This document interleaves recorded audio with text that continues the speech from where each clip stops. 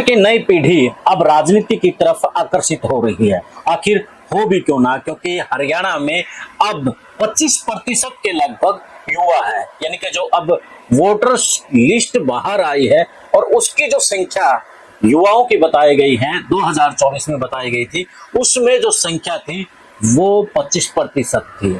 तो ऐसे में अब युवाओं का आकर्षण भी राजनीति की तरफ हो चला है। वैसे देखा जाए जो राजनीतिक घराने हैं उनके जो युवा हैं वो राजनीति में एंट्री करके एक बार पास भी हो चुके हैं और फेल भी हो चुके हैं। तो राजनीतिक घरानों से बाहर के भी जो युवा है वो राजनीति की तरफ बढ़ रहे हैं, लेकिन अभी तक वो उस तरीके से कामयाब नहीं हो रही हैं। हालांकि देखा जाए जिस विजन के साथ में वो अब राजनीति में जा रहे हैं, वो आगे बढ़ रही हैं, उनका जो विजन है वो हरियाणा को आगे बढ़ा सकता है। जो पीछे का चुनाव की अगर हम बात करें, उस चुनाव में एक तरफ जहां दुष्यंत चौटाला था, दूसरी तरफ दीपेंद्र सिंह हुड्डा, तो वहीं दिग्विजय सिंह चौटाला भी लगे हुए थे। लेकिन उस वक्त दो ही नेताओं की किस्मत चमकी हुई थी, एक तरफ दुष्यंत चौटाला की तो दूसरी तरफ दीपेंद्र चौटाला की, दीपेंद्र हुड्डा की, माफी चाहूंगा। तो दुष्यंत चौटाला तो डिप्टी सीएम बन गए और दूसरी तरफ जो दीपेंद्र हुड्डा है वो सांसद बन गए। लेकिन जो राजनीतिक मंशा के साथ में वो सीएम बनने का ख्वाब देख रहे थे, उस ख्वाब से वो कहीं ना कहीं दूर हो गए। अब बात 5 साल पर जा खड़ी हुई है, तो युवा की जो नब्ज है, जो मौजूदा सत्ता है, उसने भी देखी और उसने युवाओं को मौका दिया। जहां एक तरफ गौरव गौतम को अपनी कैबिनेट में लिया, तो दूसरी तरफ जो आरती राव है, यानी कि राव इंद्रजीत की पुत्री है, उनको भी कैबिनेट में लिया गया। हालांकि श्रुति चौधरी 50 के आसपास है, वो भी मंत्रिमंडल में शामिल हुई। तो इसी प्रकार से अब जो युवा है कहीं ना कहीं हरियाणा की राजनीति में एंट्री करके वो अहम पदों पर बैठ गया है।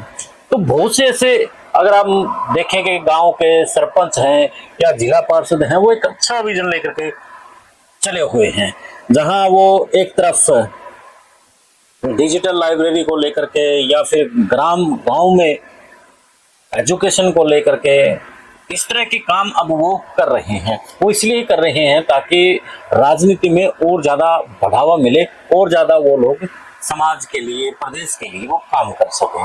लेकिन सबसे बड़ी बात तो यही है कि जिस तरीके से अब जो बड़े राजनीतिक घराने हैं उनको तो कहीं ना कहीं मौका मिल जाता है, लेकिन जो राजनीतिक घरानों से नहीं है उनके लिए बड़ी मुश्किल राजनीति में एंट्री होती है। देखा जाए जस्सी पिटवाड़ जिस तरीके से राजनीति में एंट्री हुई और राजनीतिक घराने में ना हो करके किसी तरीके से वो विधायक तो बन गए, और कम उम्र में जिस तरीके से वो विधायक बने राजनीति में जाने के बाद, तो एक बड़ी बात है, युवाओं में एक जोश भी आया है जस्सी को लेकर के कि जिस तरीके से जस्सी की एंट्री हुई है हरियाणा लेवल पर, उसकी जो चुनाव था उसकी बात हुई है, तो जस्सी पेटवाड़ एक बड़ा उदाहरण हरियाणा की राजनीति में सेट हुआ है। तो दूसरी तरफ बात करें कुलदीप बिश्नोई के बेटे भव्य बिश्नोई की, हालांकि वो चुनाव हार गए और पहले चुनाव में जिस तरीके से उसने जीती थी, चुनाव जीता था, उसके बाद लग रहा था कि कुलदीप बिश्नोई जो नहीं कर पाए कहीं ना कहीं वो भव्य बिश्नोई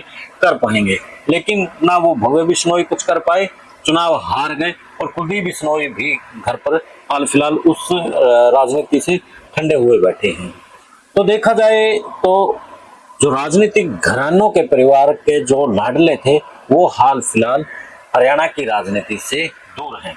अब राजनीतिक घराने में एक अर्जुन सिंह चौटाला यानी कि अभय सिंह चौटाला हाल फिलहाल राजनीति में एंट्री लिए हुए हैं और वो दमदार आवाज अभय सिंह चौटाला की तरह अपनी बात रख रहे हैं सदन में और बाहर। तो इसके अलावा आदित्य देवीलाल भी अपनी एक अच्छे तरीके से अपनी राजनीति को आगे बढ़ा रहे हैं, युवाओं को लेकर के वो भी आदर्श बनते जा रहे हैं। तो अब आज का कमेंट कि ठीक है, राजनीतिक घराने परिवार को मौका मिल जाता है, लेकिन जो काबिलियत रखते हैं वो राजनीति से बाहर होते जा रहे हैं, उनको कोई मौका नहीं मिल रहा है। अगर उन्हें मौका मिले तो क्या वो हरियाणा की दशा और दिशा बदल पाएंगे? क्या वो जिस तरीके से जस्सी पेटवाड़ ने एक अपना उदाहरण सेट किया है उनकी तरह उदाहरण सेट कर पाएंगे वो? तो कमेंट में अपनी राय जरूर दें। देश और प्रदेश की खबरों के लिए देखते रहिए विश्व प्रेम न्यूज। फिर मिलते हैं एक नए मुद्दे के विश्लेषण के साथ। जय हिंद, जय भारत।